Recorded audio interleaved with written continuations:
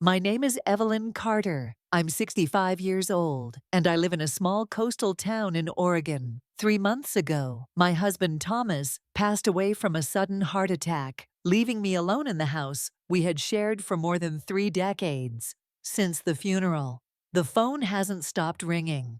But those calls weren't about checking on my health or asking how I was coping with grief. They were about one thing only: this house and money. My son Mark told me outright that the house was too big and too expensive for me to maintain. My daughter Rebecca was more subtle, suggesting I should move in with her for my own good, while hiding the fact that she was drowning in credit card debt.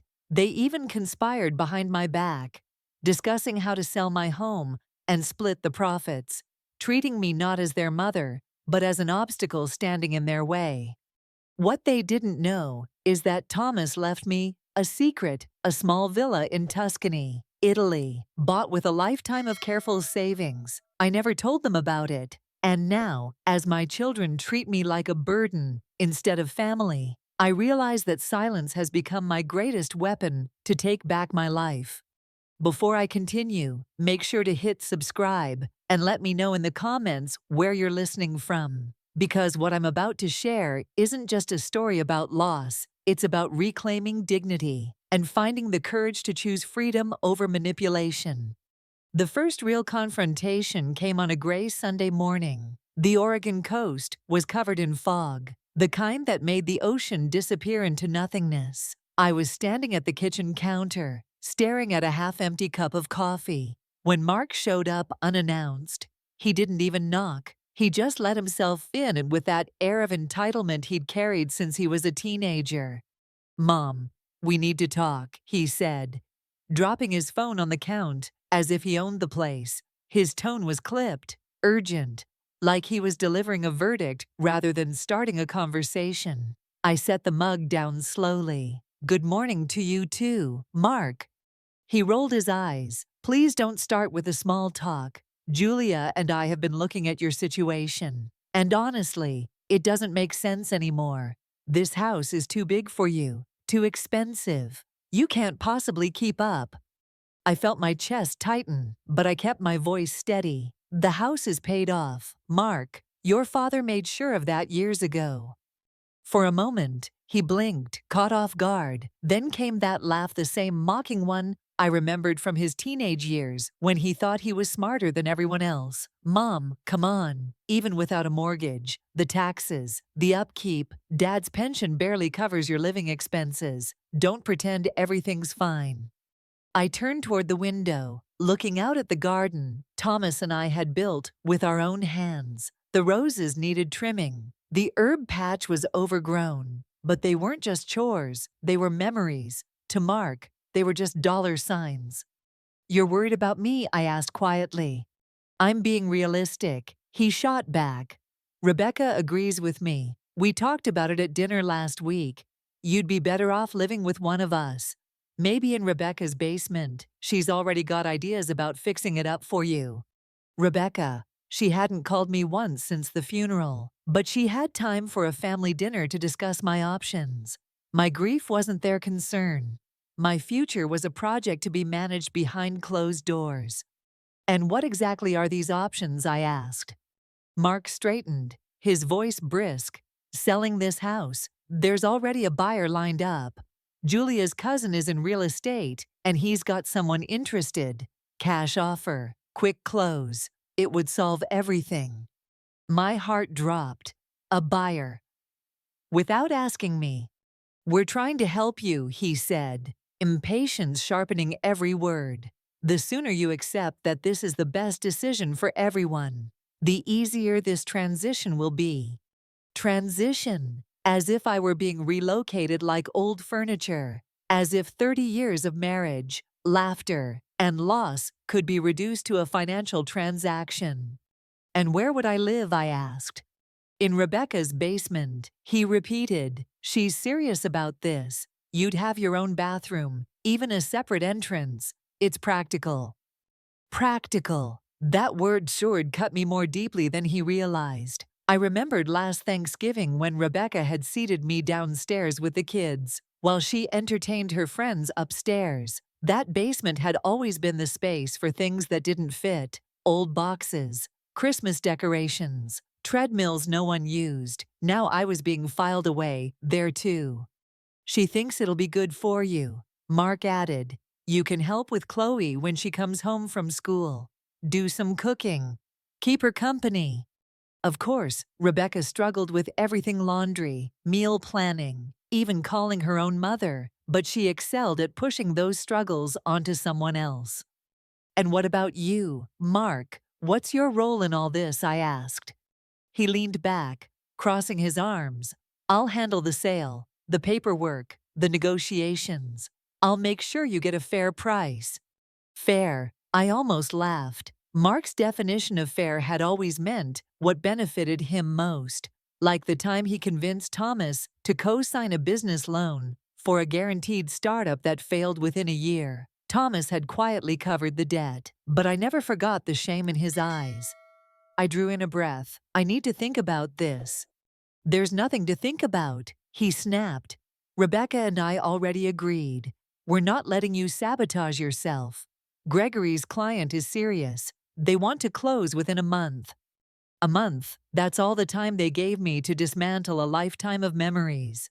To pack away Thomas's shirts that still smelled like his cologne.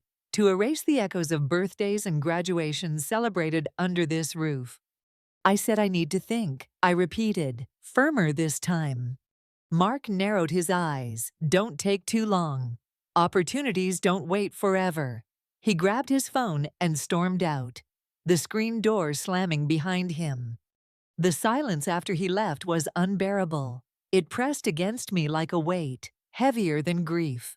I stood in the kitchen, staring at the garden through the window, and for the first time since Thomas died, I felt anger burn hotter than sadness. They saw me as weak, as someone to be managed, controlled, shuffled into a basement so they could feast on what Thomas and I had built. They had no idea about the folder hidden in his desk drawer, no clue about the villa in Tuscany, the one he'd bought as a surprise for our retirement. I walked into his study, pulled open the drawer, and held the folder in my hands. Inside were bank statements, investment papers, and the deed to that house in Italy. A house with whitewashed walls, a terrace overlooking the vineyards, and a promise Thomas had whispered to me: "Someday, Evelyn, we'll sit here and drink wine without anyone asking us for anything." My children thought they were orchestrating my future, but Thomas had already written a different script, one where I wasn't a burden, but the rightful owner of a new beginning. That morning, for the first time in weeks, I felt something shift, a quiet strength I hadn't known I still had. And in that moment, I made myself a promise: I would not be packed into a basement. I would not let them sell my life piece by piece. They thought I had no choice, but they were wrong.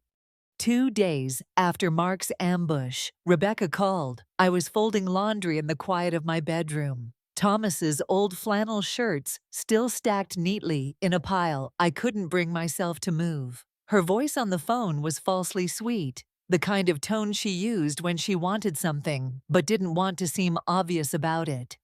"Mom," she began, drawing the word out like she was delivering sympathy. "I've been so worried about you. I just wanted to check in." I almost laughed. She hadn't answered my calls since the funeral, but suddenly she was concerned I let the silence hang for a moment before answering. "That's kind of you, Rebecca. What's on your mind?" She sighed dramatically. "Well, Mark and I were talking, and we think it's time you made a decision about the house. It's just too much for you, and Chloe misses you. If you moved in with us, it would be so good for her. She really needs her grandmother around right now." There it was, the hook: not my well-being, not my grief, but Chloe, my granddaughter, being used as leverage. I closed my eyes and pictured Chloe as a little girl, holding my hand at the farmer's market, begging me for fresh strawberries.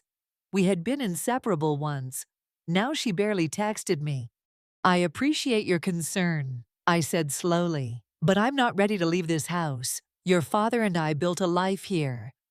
Rebecca's voice hardened. "Mom, Please don't make this harder than it has to be. We already have plans. I talked to a contractor about finishing the basement. You'd have your own little apartment. It would be perfect. Perfect. I thought about that basement, damp in the winter, cluttered with boxes of decorations and broken furniture. It wasn't an apartment, it was storage. And in her mind, I was just one more thing to be stored. What about Chloe's tuition? Rebecca pressed on, her voice rising. You know how expensive college is. If you sell the house, it would help her so much. Don't you want to do that for your granddaughter? A wave of anger rushed through Minkise. But I forced myself to stay calm. Rebecca didn't know I'd already been sending Chloe $500 every month since she started college. For 2 years, I'd quietly transferred the money, thinking it was our little secret, a way to support her without putting pressure on her parents. Did Chloe even know? Or had Rebecca claimed the money as her own? Chloe's education is important, I said carefully, but I don't think selling my house is the solution. Rebecca let out a sharp laugh. Mom, you're being stubborn. Mark and I are just trying to help you. You can't keep living in the past. It's time to be practical. There it was again. Practical. The same word Mark had used. I realized then that they'd rehearsed this conversation, coordinated their arguments, and decided I wasn't capable of making choices for myself. I'll think about it, I repeated, keeping my tone flat. Rebecca didn't like that. I could hear the irritation slip into her voice. Don't take too long, Mom. The buyer Gregory found is serious. If you drag your feet, you'll ruin this opportunity for all of us. For all of us. The words rang in my ears long after she hung up. Not for me, not for you, for them. I sat down on the edge of my bed, staring at the phone in my hand. My own daughter and son had reduced me to an asset, a bargaining chip to be liquidated. I thought of Thomas again, of the way he used to shake his head when Mark asked for money, whispering to me later, "Let them think we don't have it. It'll teach them something." At the time, I thought he was being cruel. Now I understood. He'd seen this coming. The folder in his desk drawer called to me again. I pulled it out, spread the papers across the bed, and studied each line. The villa in Tuscany wasn't just property. It was an escape hatch, a lifeline, a future no one else could touch. My phone buzzed with a text. Mom, don't make this difficult. Chloe's counting on you. I stared at the words, my jaw tight, counting on me or counting on my money.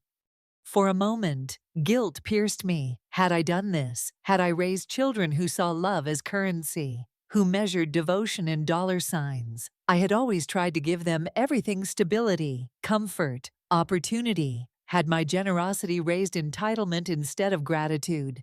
The thought nearly broke me, but then I remembered the letter Thomas had left in that folder, sealed with my name on it.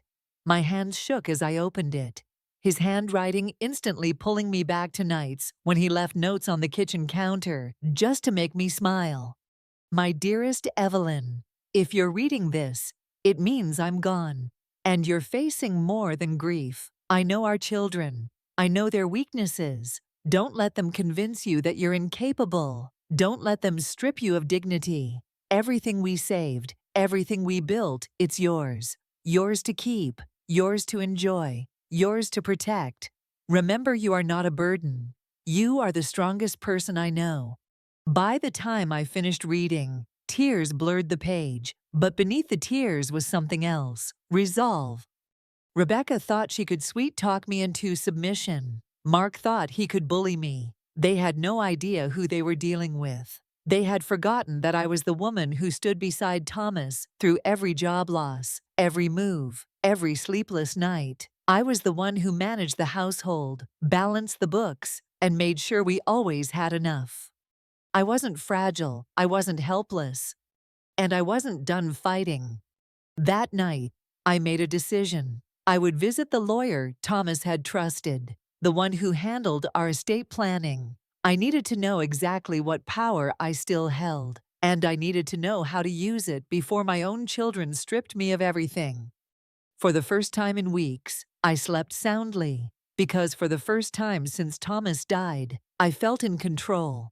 The law office smelled of leather and old books, the kind of place where time seemed to slow down. I sat across from Margaret Hill, the attorney Thomas had trusted for years. She was a sharp woman in her 50s, with silver streaks in her hair and eyes that missed nothing. When she greeted me, she didn't offer the kind of pitying smile I'd grown used to since Thomas's death. Instead, she gave me something better: respect.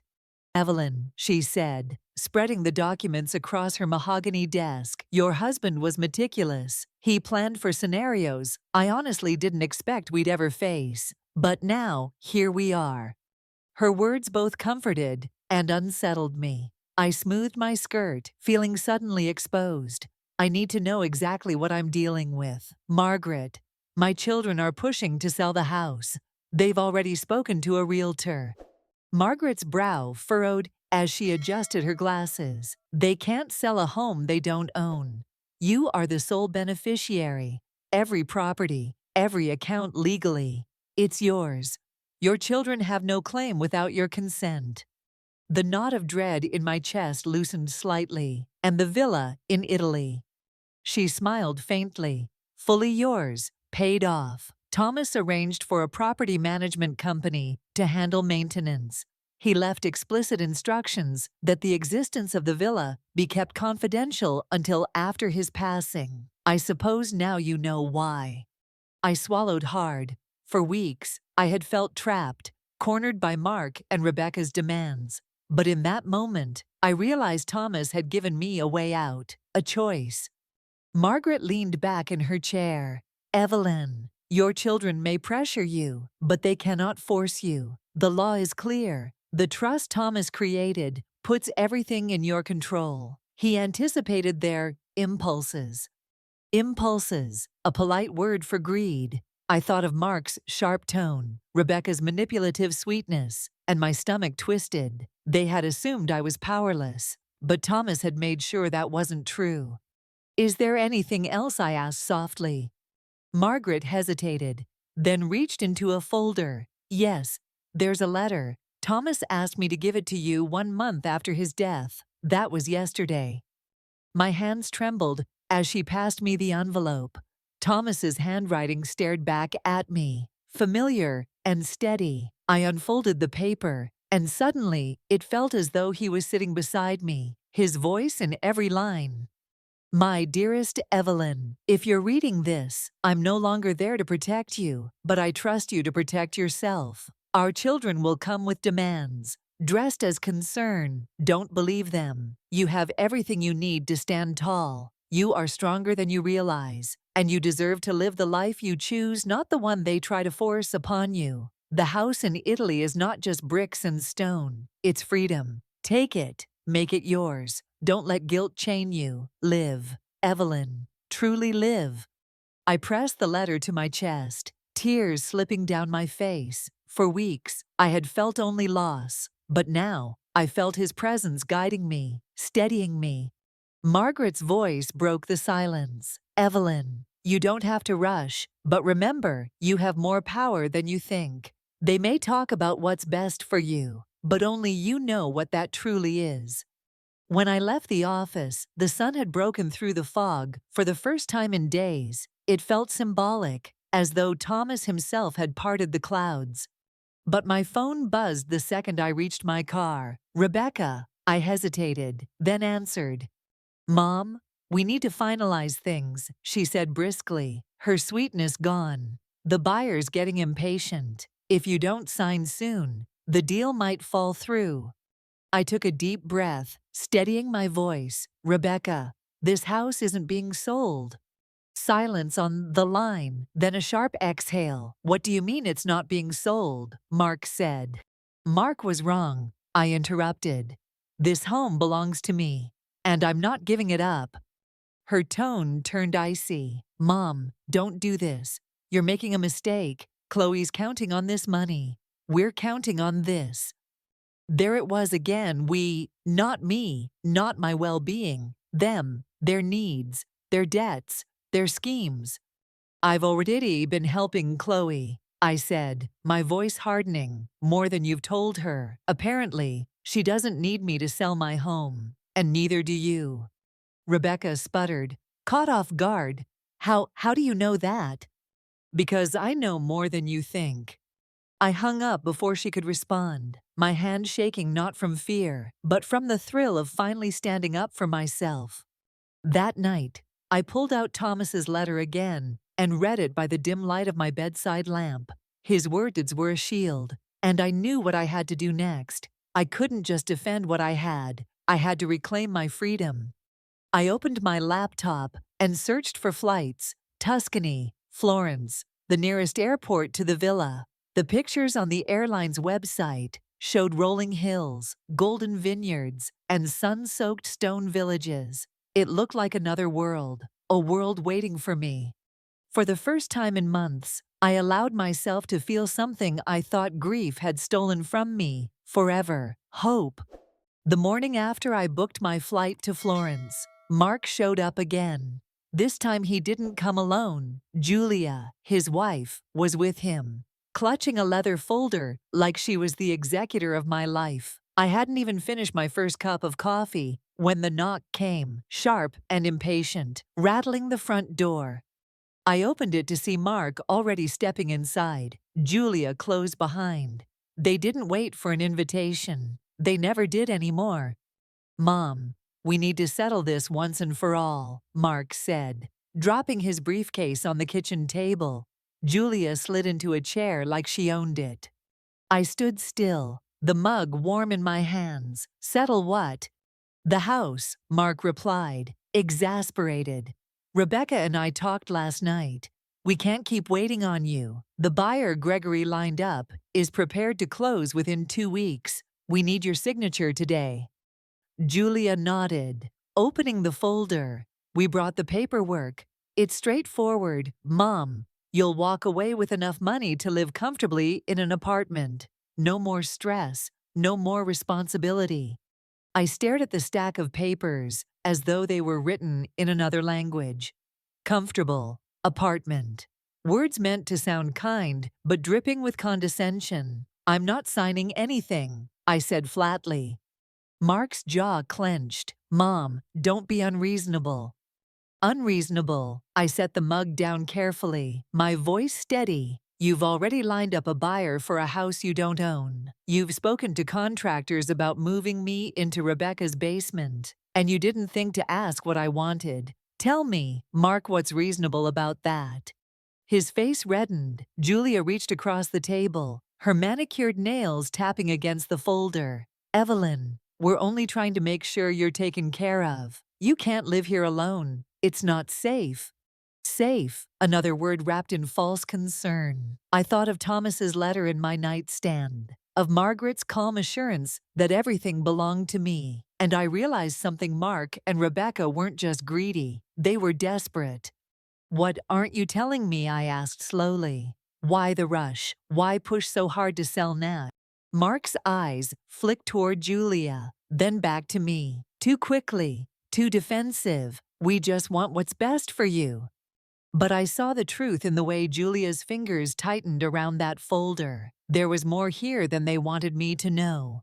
I leaned forward, my voice low but sharp. This isn't about me, is it? This is about you, about your failed business, Mark, about Rebecca's credit cards, about the messes you've made and the money you think you're entitled to. The silence that followed was louder than any denial. Julia looked away, her lips pressed into a thin line. Mark's nostrils flared, his hands balling into fists on the table. You don't know what you're talking about, he muttered. I know exactly what I'm talking about, I said. Your father and I sacrificed for decades so you and your sister could have opportunities we never had. And now you've turned those opportunities into debts, and you expect me to pay the bill. Julia spoke up, her voice brittle. It's not like that. We just thought. You thought I'd roll over, I interrupted. You thought I'd be too broken, too weak, too lost without Thomas to fight back. But you were wrong. Mark pushed back his chair, the legs scraping against the hardwood. Mom, You're acting irrational. This isn't you. Grief has clouded your judgment. I almost laughed. No, Mark, grief cleared my judgment. For the first time, I see the truth. The tension in the room was unbearable. Finally, I picked up the folder and held it out to him. Take this back to Gregory. Tell him the deal's off. This house isn't for sale. Not now. Not ever. Mark snatched it from my hand, his face pale with fury. You'll regret this. Maybe, I said, my voice calm, almost serene. But at least it will be my decision. They stormed out, the screen door slamming so hard it rattled the windows. I stood alone in the kitchen, my hands trembling not from fear, but from adrenaline. I'd drawn a line, and there was no going back. That evening, Rebecca called again. Her voice was sharp, accusing. What did you say to Mark? He's furious. You're sabotaging everything. I told him the truth. I replied. What truth? That this house is mine, that I'm not moving into your basement, that you and your brother's debts are not my responsibility. Her silence was deafening. Then she whispered, How do you know? I let the question hang in the air before answering. Because your father prepared me better than you think. He knew what you'd try, and he made sure I was ready. She tried to argue, to twist the words, but I ended the call. My heart pounded as I set the phone down. The battle lines were clear now, and for the first time, I didn't feel like the victim in their story. I felt like the author of my own. Later that night, I opened my suitcase and began to pack, not for Rebecca's basement, not for some cramped apartment they thought was comfortable, but for Italy, for Tuscany, for the life Thomas had wanted me to claim. Every folded blouse, every pair of shoes placed carefully inside, felt like a declaration, a promise to myself. This wasn't the end of my story. It was the beginning. The movers arrived at 7 in the morning, just as Mark's car pulled into the driveway. I stood at my bedroom window, watching him climb out in his gray business suit, carrying yet another manila folder like it was a weapon. The moving truck's engine rumbled softly, the men already unloading dollies and blankets. To any outsider, it looked like I was preparing for the exact thing my children wanted leaving. But this wasn't their move, it was mine. I came downstairs in a red dress Thomas had always said made my eyes sparkle, my hair freshly styled. I wanted Mark to see me not as the frail widow he imagined, but as the woman his father had loved, strong, capable, unshakable. Mom, what the hell is going on? Mark demanded the moment I opened the door. His eyes darted to the truck, to the boxes stacked neatly in the hallway. Why is there a moving crew here? Good morning, Mark, I said evenly. I'm having some things delivered. He pushed past me into the entryway, staring at the boxes labeled with his name in bold black marker, his face drained of color. These are my things, my trophies, my school papers. Why are you packing them? I tilted my head. Because memories are precious. I thought you'd want them. The movers will deliver them to your house later today. For a moment, he just gaped at me, his mouth opening and closing like a fish gasping for air. Then anger flooded his face, red creeping up his neck. This is insane. We need to talk. Gregory's client is ready. I need your signature on the contract now. I closed the front door softly behind him and leaned against it, watching him pace the hallway like a caged animal. Sit down, Mark. I don't want to sit. I want answers. He snapped. Sit, I repeated, my tone sharper. Something in my voice must have reached him, because he dropped onto the bottom stair, clutching that folder like it was a shield. Tell me, I said, when you spoke with Gregory's client, did you promise them the house was already yours to sell? Did you calculate how much you and Rebecca would pocket after the so-called expenses? His jaw tightened, the folder crinkling in his grip. Mom, grief is making you paranoid. We're trying to help you. Help. I walked slowly toward him, my heels clicking on the hardwood floor. Did you ask how I was sleeping since your father died? Did you ask if I needed someone to sit with me, to talk with me, to just be with me? Mark looked down at the floor. I pressed harder. Or did you and your sister spend your dinner together, calculating how much you could carve out of your father's death? His silence told me everything. I crossed to the coffee table, where his folder sat, picked it up, and flipped it open. Pages and pages of contracts, realtor letters, financial breakdowns, every detail of a deal they assumed was already theirs. $350,000, I murmured, split 2 ways after imaginary fees, about $160 each. Am I close? Mark's face turned ashen. He looked exactly like he did when he was 15, and Thomas caught him lying about wrecking his car. Guilty. Exposed. Do you know what your father's pension pays me every month? I asked. Mark swallowed hard. That's not the point.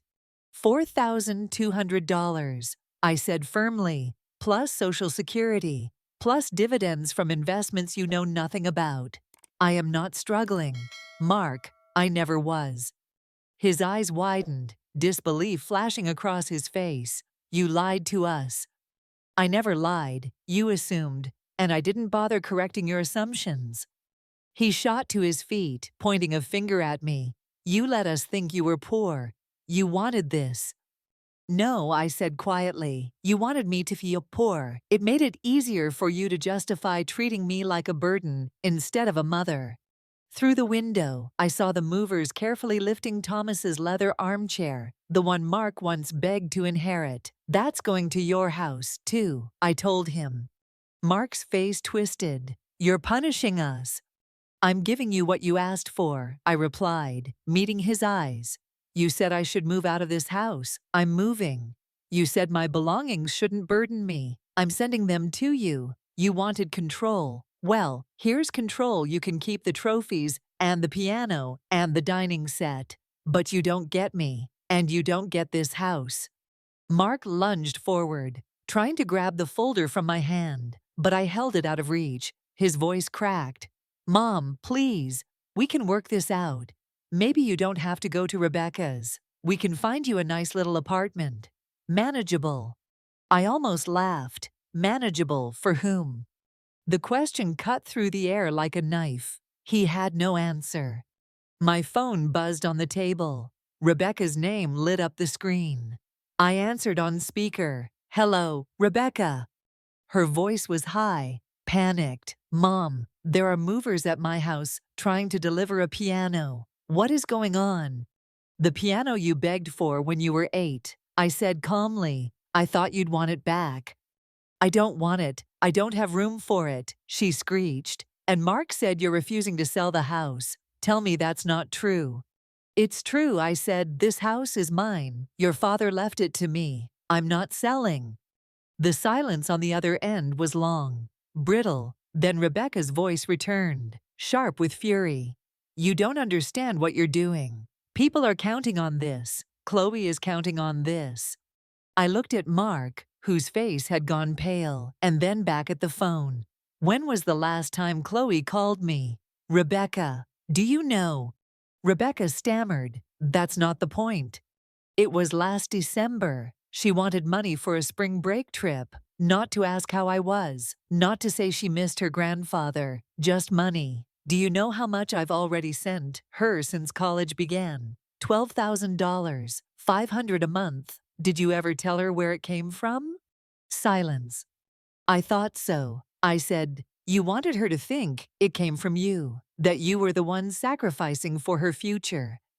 Rebecca's voice faltered. Mom, please, we never meant. Yes, you did. You meant exactly this, I said coldly. You wanted my money without my presence, my resources without my voice, my compliance without my independence. I ended the call. Mark stood there, his face stricken, his shoulders slumped. He looked less like the confident businessman he pretended to be, and more like the boy who once needed me to hold him after nightmares. For a fleeting second, I almost softened, but then I remembered Thomas's letter, and I knew compassion was wasted on those who saw me only as a wallet. The mover's engine roared outside, As they secured the last load, Mark whispered, "Where are you going?" I smiled, the first real smile in months, somewhere warm. For 3 days after the movers left, my phone never stopped ringing. Mark called, then Rebecca, then even Julia, who had never once phoned me on her own before. At first their voicemails dripped with guilt and persuasion. "Mom, we just want to talk. Mom, you're overreacting. Michelle's client won't wait forever." But when I didn't answer, the tone shifted. Rebecca's last message cut deep. "Fine. Mom, if you want to play games, don't expect us to come running when you realize how lonely you are." It was meant as a threat, but instead, I felt liberated. I turned off my phone that night, the silence in my house, as comforting as a blanket. For the first time since Thomas died, I wasn't waiting for anyone to tell me what I should do. I had already decided. The following week, I boarded a flight to Florence. 13 hours in the air gave me more clarity than months of pacing the halls of my Oregon home. I watched the ocean stretch endlessly below me, a vast silver sheet, and thought about all the years I had spent being the fixer, the caretaker, the provider. Thomas had told me once, "Someday, Evelyn, you'll realize you don't owe anyone your entire life." Now I finally understood. When the plane landed, the air smelled different, warmer, sweeter, tinged with olive groves and sunlight. At baggage claim, a small woman held a sign with my name, Pilar Rodriguez. She had been caring for the villa all these years. "Mrs. Carter," she said warmly, her English lilting with a soft Italian accent. "Welcome home." The word home made my chest tighten. But as she led me through the winding streets of Tuscany in her little car, past vineyards and stone cottages, something inside me began to settle. Thomas had chosen this place for a reason. The villa stood at the edge of a hill, its whitewashed walls gleaming in the late afternoon sun, lavender blooming along the walkway. I froze at the gate, tears welling. I could almost see Thomas there, grinning like a boy, telling me, "Imagine it, Evelyn, mornings with coffee on that terrace, sunsets with wine."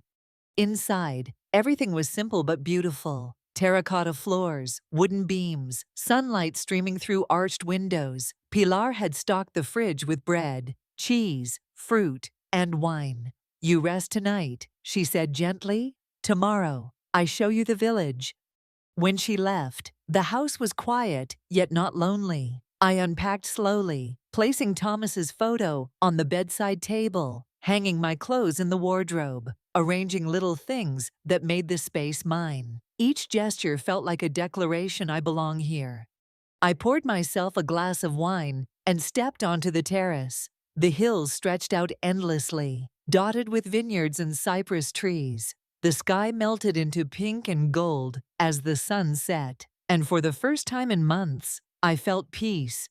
My phone buzzed in my bag. Against my better judgment, I checked. An international number. I hesitated, then answered. "Grandma." The voice on the line cracked with urgency. It was Chloe. My heart jumped. "Chloe." "Oh my God, finally," she said, relief pouring through the connection. "I've been trying to reach you for days. Mom won't tell me anything except that you had some kind of fight and disappeared. What's going on?" I sank into a chair on the terrace, watching the last light fade. "Slow down, sweetheart. What did your mother tell you?" "She said you were having a breakdown," Chloe blurted, her voice rising. "That you couldn't handle being alone, and that refusing to sell the house proved you weren't thinking straight. But then she told me something else." Her words caught. "She told me you've been sending me money, $500 every month, for 2 years." I closed my eyes, my chest aching. "Yes, I didn't want you to struggle." Her voice cracked. "Why didn't you tell me? Why did I have to hear it from her, like it was some big sacrifice she'd been hiding?" The pain in her voice cut deeper than any of Rebecca's manipulations. "Because I thought it would be easier," I whispered. "I didn't want you to feel guilty." There was silence on the line, broken only by Chloe's quiet sobs. "Grandma, I feel awful. I thought you were fragile, like Mom said. I thought you couldn't handle stress. That's why I stopped calling. She told me giving you space was better. And all this time, you were paying for my tuition, my books, even that spring break trip. I never even said thank you. Tears blurred my vision. Chloe, you have nothing to be ashamed of. You were told lies by people you trusted. That's not your fault. Cow. Yes, it is, she said fiercely, because I believed them. I let myself believe you were just this sad old lady who needed managing, and I stopped seeing you as my grandmother. Her words twisted in my chest, painful but true. But I see you now, she continued, her voice stronger. You're not fragile. You're the strongest person I know. And I want to know you, Grandma, the real you, not the version Mom painted. Can I come see you? Can I come to Italy? The question startled me. Chloe, your school. I don't care about Cancun or whatever else Mom planned. I want to spend spring break with you, please. I looked out at the darkening hills, the stars beginning to prick the sky. For the first time, I didn't feel like a woman abandoned by her children. I felt like someone worth choosing. Yes, I said softly, come to me, Chloe. Her breath caught. I will. I'll book a flight tomorrow. After we hung up, I sat in the quiet, tears streaming down my face. For months, I had believed I'd lost everything: my husband, my children, my sense of self. But in that moment, under the Tuscan sky, I realized I still had something worth fighting for. Not the house, not the money, not even the villa, but the chance to be seen, the chance to be loved without conditions. And maybe, just maybe, the chance to begin again. 3 weeks later, I stood in the arrivals hall at Florence Airport, my heart hammering in my chest. People streamed through the gates, tourists with wide eyes, business travelers rushing with briefcases, families reuniting with laughter and tears. And then I saw her, Chloe. She looked different from the polished college girl I remembered from Christmas photos. Gone were the carefully straightened hair and curated outfits chosen for Instagram. Instead, she wore faded jeans, sneakers, and a simple white t-shirt, her dark hair pulled into a messy bun. She spotted me instantly and dropped her backpack with a thud before running into my arms. Grandma, she breathed, hugging me tightly. The embrace wasn't perfunctory, not the quick, polite squeeze I'd grown used to at family holidays. It was desperate, real, and it nearly undid me. When she pulled back, tears glistened in her eyes. You look amazing, she said, scanning my face like she was seeing me for the first time. Your hair, your skin, you look alive. I smiled, brushing a strand of hair from her cheek. And you look like my Chloe again, not Rebecca's version, not the picture-perfect girl for everyone else, just you, Ted. She laughed through her tears. Maybe that's why I came, to remember who I am when I'm not performing. During the drive to the villa, she pressed her face to the car window, marveling at olive groves, vineyards, and stone villages. Her excitement was infectious, and for the first time, I allowed myself to enjoy showing someone this hidden part of my life.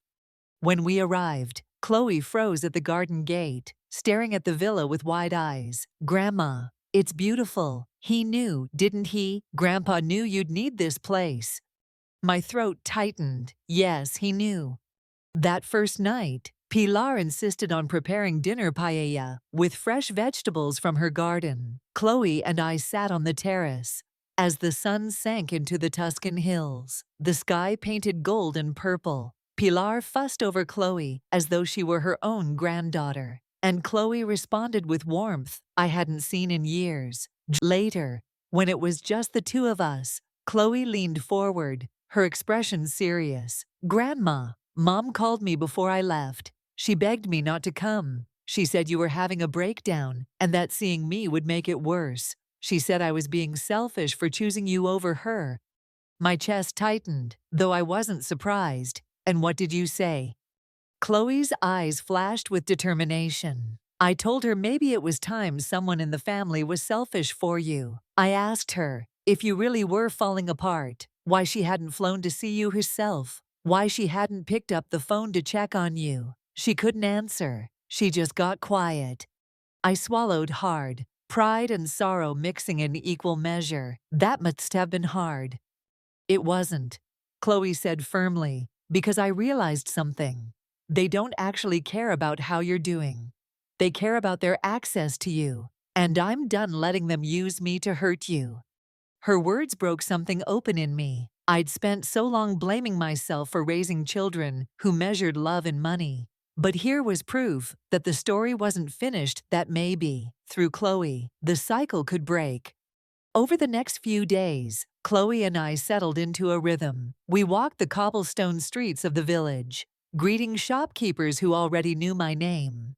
She helped Pilar in the garden, her laughter ringing through the rows of lavender. We visited the small cafe where Miguel, a retired literature professor, told us stories about Dante and Petrarch, insisting that I had the soul of a writer. Chloe listened intently, her eyes shining with admiration when Miguel said I noticed details others missed. One afternoon, we hiked to a hidden cove by the sea, sitting on a blanket, eating bread and cheese. Chloe turned to me suddenly. "Grandma, are you ever going back to Oregon?" The question hung heavy in the warm air. I looked out at the turquoise water, the cliffs rising around us. "I don't know," I admitted. "I could, but I don't want to. Not right now." Chloe nodded, then took a deep breath. "Because I think you should stay, and I think I should too." I turned to her, startled. "What do you mean?"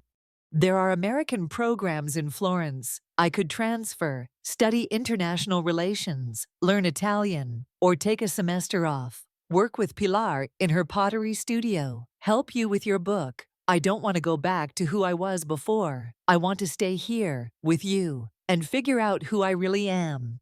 Emotion surged in my chest. "Chloe, your mother will never forgive me if I let you derail your plans." She shook her head, resolute. "This isn't derailing my life, it's saving it, Grandma. I was sleepwalking through school, doing what was expected, but here I feel awake, and I want to spend my awakeness with you." Her conviction left me breathless. In her eyes, I saw Thomas's steadiness, my own stubbornness, and a spark of something new: freedom. That night, under the stars, we called her university together. Chloe requested a temporary leave of absence, arranging independent study credits. Then she called Rebecca.